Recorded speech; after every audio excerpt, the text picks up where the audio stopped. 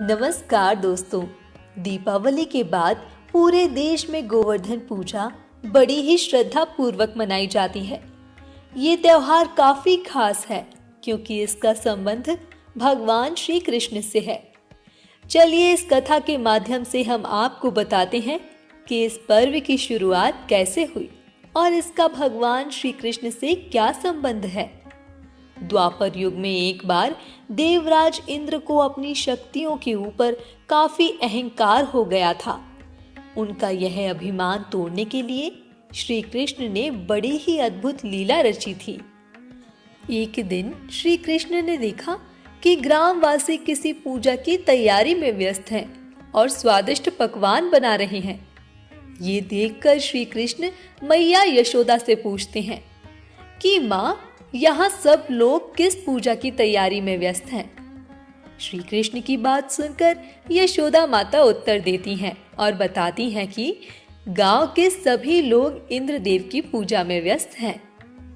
कृष्ण जी आगे पूछते हैं कि उनकी पूजा क्यों की जाती है, तो माँ यशोदा उन्हें बताती हैं कि यह पूजा इंद्रदेव को प्रसन्न करने के लिए की जाती है, जिससे गांव में ठीक से वर्षा होती रहे और खेतों में फसलें लहलहाती रहें, जिससे कभी भी अन्न की कमी ना हो। गांव वासियों के साथ यहाँ के पशुओं का भी भरण पोषण इस अन्न से ही होता है। इस बात पर श्री कृष्ण ने कहा कि फिर इंद्रदेव की जगह गोवर्धन पर्वत की पूजा होनी चाहिए, क्योंकि गायों को चारा वहीं से मिलता है। इंद्रदेव तो कभी प्रसन्न नहीं होते। श्री कृष्ण की यह बात ब्रज के अन्य लोगों को भी पता लगी और उन्होंने कान्हा की बात मानकर इंद्रदेव की जगह गोवर्धन पर्वत की पूजा शुरू कर दी। यह देखकर इंद्रदेव अत्यंत क्रोधित हुए और उन्होंने मूसलाधार वर्षा शुरू कर दी। इंद्रदेव ने इतनी वर्षा की कि उससे ब्रजवासियों को फसल के साथ काफी नुकसान हुआ। वर्षा न रुकने पर सभी ब्रजवासी श्री कृष्ण की शरण में पहुंचे और उनसे रक्षा की प्रार्थना करने लगे। श्री कृष्ण ने सभी ब्रजवासियों को इंद्रदेव के प्रकोप से बचाने के लिए अपनी कनिष्ठा उंगली पर पूरा गोवर्धन पर्वत उठा लिया। उन्होंने ब्रज के सभी लोगों से अपने गाय, बछड़े और अन्य पशुओं समेत पर्वत के नीचे शरण लेने के लिए कहा।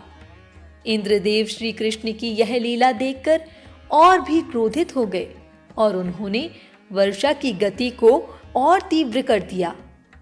तब श्री कृष्ण ने सुदर्शन चक्र से कहा कि आप पर्वत के ऊपर विराजमान होकर वर्षा की गति को नियंत्रित करें, और शेषनाग से कहा आप मेड़ बनाकर पानी को पर्वत की ओर आने से रोकें। इंद्र लगातार 7 दिन तक वर्षा करते रहे। तब ब्रह्मा जी ने इंद्र से कहा कि श्री कृष्ण भगवान विष्णु के ही अवतार हैं और उन्हें श्री कृष्ण की पूजा की सलाह भी दी। ब्रह्मा जी की बात सुनकर इंद्रदेव ने श्री कृष्ण से क्षमा मांगी और उनकी पूजा करके अन्नकूट का 56 तरह का भोग लगाया। तभी से गोवर्धन पर्वत पूजा की जाने लगी और श्री कृष्ण को प्रसाद में 56 भोग चढ़ाया जाने लगा। तो दोस्तों, ये थी गोवर्धन पूजा से जुड़ी हुई पौराणिक कथा। आप ऐसी ही अन्य कथाओं के लिए श्री मंदिर से जुड़े रहें। धन्यवाद।